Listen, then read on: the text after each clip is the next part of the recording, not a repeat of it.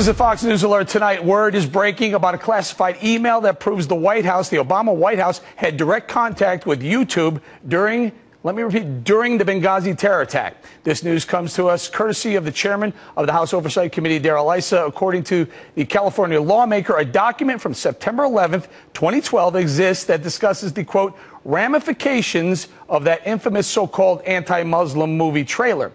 Why is this development so troubling? Well, here's why. Because it shows that rather than taking action to save the lives of Americans on the ground that night, political calculations were being made behind closed doors in order to protect the president ahead of Election Day. And it also shows that even before any facts emerged, this administration was hell-bent on blaming a pathetic YouTube post for the deaths of these 4 brave Americans. Here with reaction to this news, Kentucky Senator Rand Paul. Senator, thanks for joining us. So this is kind of startling news that the White House was on the phone with YouTube as the attacks were still taking place that night, saying, hey, did you see what's causing this? They were already being political at that moment.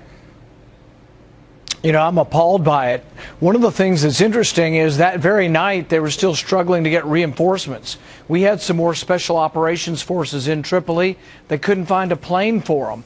So instead of calling to get a plane or to try to make arrangements to get a plane, they're on the phone trying to create spin to say that, you know what, this is about a video which never had anything to do with this attack. So, you know, it saddens me, doesn't surprise me, but does sadden me. Senator, you know, Hillary Clinton has to be concerned about this select panel that the House is going to bring up. Now, we've heard that there's possibilities, some of her operatives, some of her people that work with her were pushing Democrats to be on that select committee so that, I guess, so they can ask her questions that maybe are a little bit easier than the ones that the Republicans were going to ask. Well, I think it's important that we do have a select committee, and I trust Trey Gowdy to do a good job on this. I think he's a great prosecutor. I think he's honest, and I think he's fair. And I think we will get to the truth of this. And the only way we're going to get to the truth of this is ultimately, I think Secretary Clinton needs to come back and talk about her involvement and why no security was provided. For 6 months, they pleaded for security, and no security was provided. And she really has a lot of questions to answer. So what do you think will happen with the Democrats that are on that select committee? Are they going to ask her the tough questions? Well, I don't know yet, and sometimes you don't know which direction these committees will go. But I think it's a good first step that the Democrats have actually appointed someone. There was talk that they wouldn't even show up. So I hope they will show up, and I hope they will do their job. Do you think maybe they're showing up for that reason, to provide her a little cover?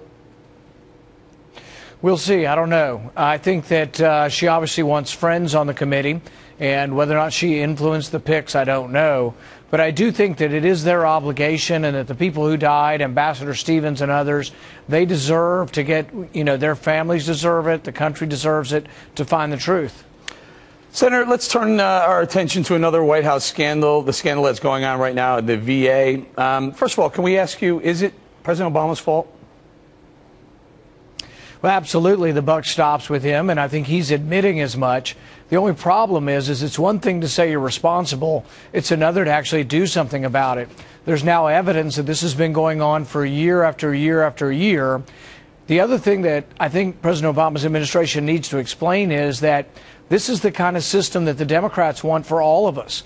They've been wanting a single-payer system. Senator Reid has said he's for a single-payer system. That's what the VA system is. And if we're going to have waiting lines and people, you know, not surviving because they're in waiting lines, this is precisely what happens in Canada and in England. Over 1 million people at any one time are on waiting lists. Waiting lists are inherent to government medicine.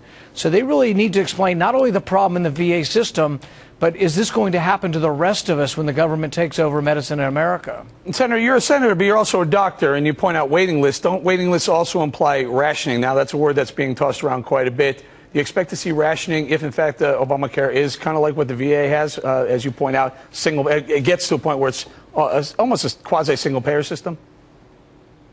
Yeah, rationing is inherent to it. Waiting lists are inherent to government medicine. You see them in both England and Canada. Anytime something is free, people will like to use it, and so many people will show up that the government then has to set strict rules on who can show up. But then the decisions aren't necessarily made by doctors, they're made by government bureaucrats who can show up.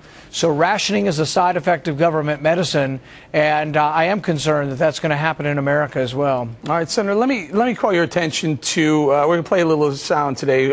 Some people are pushing back on the president not asking for Eric Shinseki's resignation. In fact, the American Legion and a legion of guys on the left also asking. Take a listen.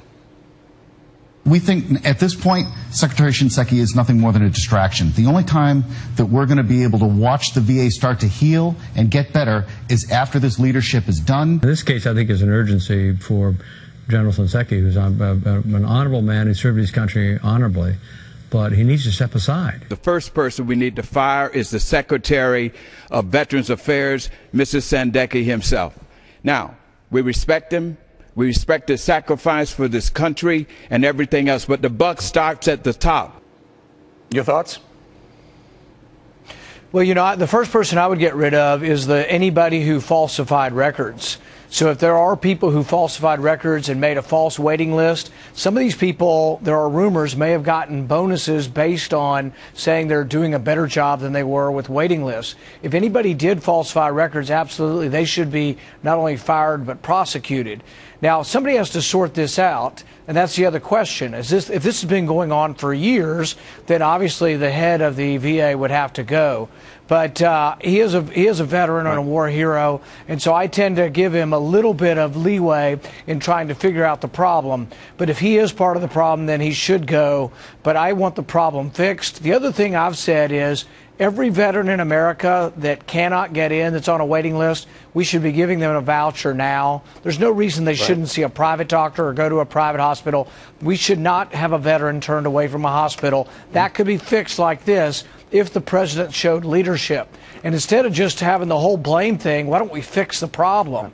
And so I'd call on the president to say, let's get a voucher program. Let's immediately start it and say nobody will be turned away. All right, Senator, I only have about 30 seconds or so. Now, you push back on one of the president's appointees, David Barrett, he was appointed to the First Circuit Court as a judge. What was your pushback with that gentleman? I think it's really important that we have trials. I think that to be accused is one thing, but a conviction is different than a trial. I have no sympathy for American traitors or people who would betray their country, but I think that we should try them for treason. If they don't show up, I'd give them a lawyer still, because I think what it does is it protects what we're all fighting for, and that is the Bill of Rights, the presumption of innocence, the due process, and the right to a trial by jury are so important that even really terrible people still deserve a trial in America. All right, we're gonna leave it right there. You're talking about David Barron to the First Circuit. Senator Rand Paul, thank you very much for joining us today.